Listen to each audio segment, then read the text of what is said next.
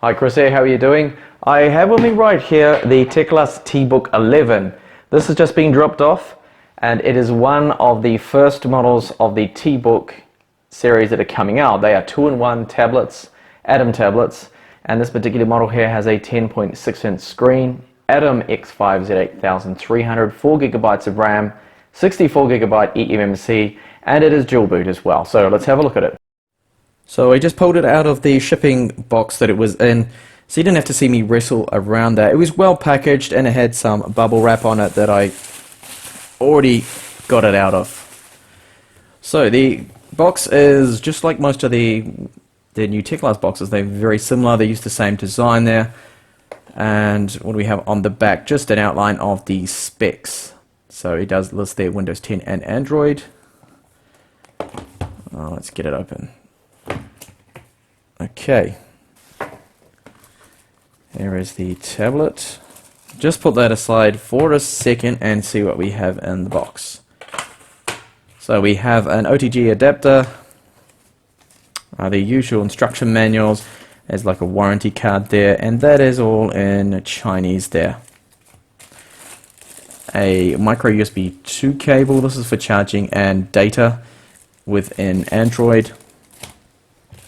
And the standard Teclast charger, so that is 5 volts and 2 amps USB charger there. And that little blue thing here, well, that's just their quality control check. So someone has checked this out, so hopefully it's going to be all fine. Alright, now moving on to the tablet.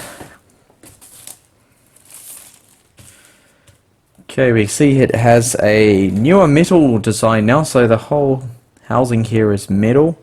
And this is our 5-pin pogo port for the keyboard dock. Now the keyboards on this particular model are very similar to that of the X2 Pro. It's more of a fold-up case/keyboard style.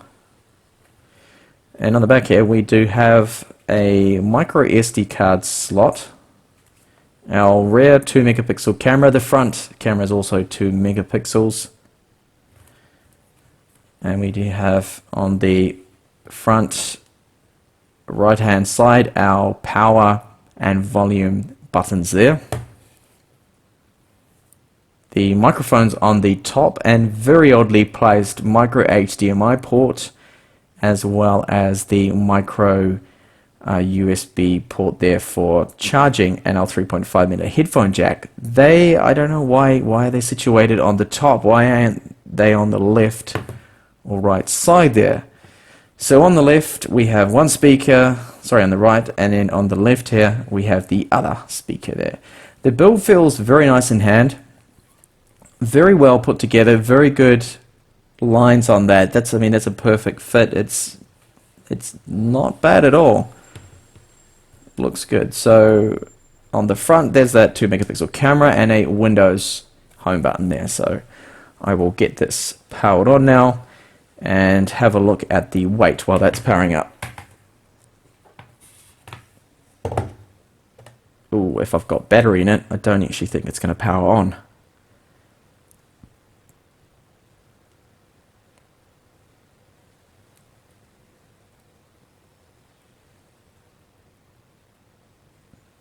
Okay, yes, there is battery in there. That's good.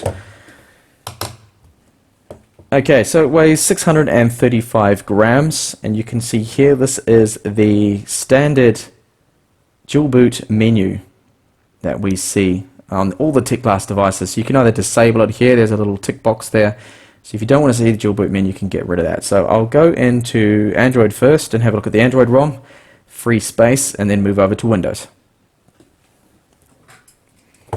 Have a look at the thickness. So it is 8.7. There you can see that. 8.7 millimeters thick.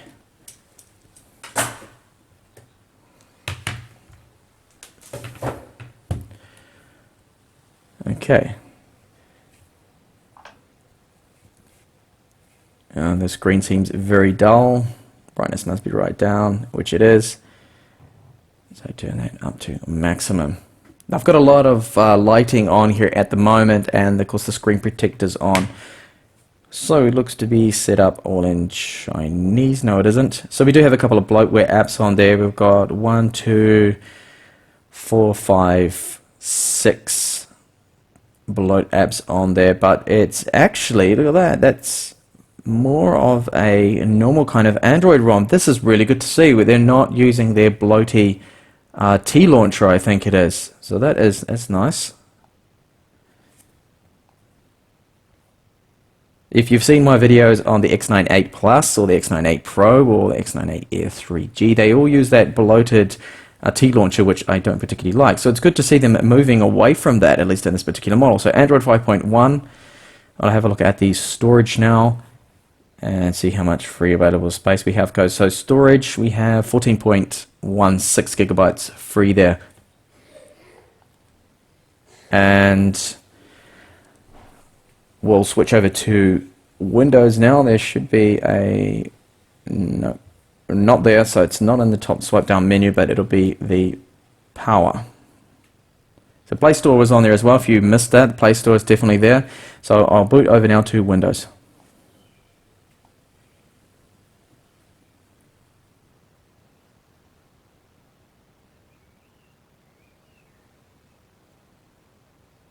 Okay, so there's various different languages here we can select. You can see there's a lot of Asian languages there. We do have French, Russian, Filipino, Spanish, English. So quite a few languages there already installed on the ROM.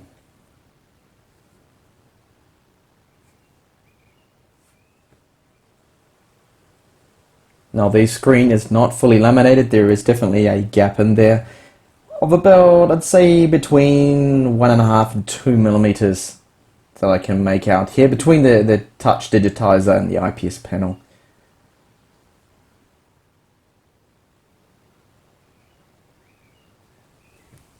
Okay, so we're going to see if this is set to maximum brightness or not. It's on 40%, right down to 0, it's quite dim, and 100% there, it seems reasonably bright. That's not bad at all.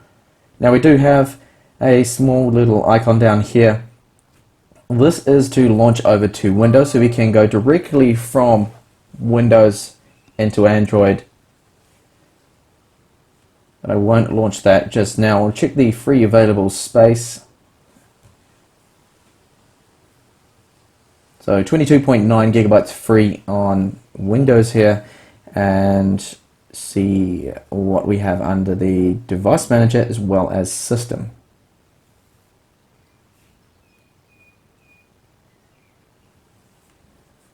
Okay, so 64-bit Windows 10.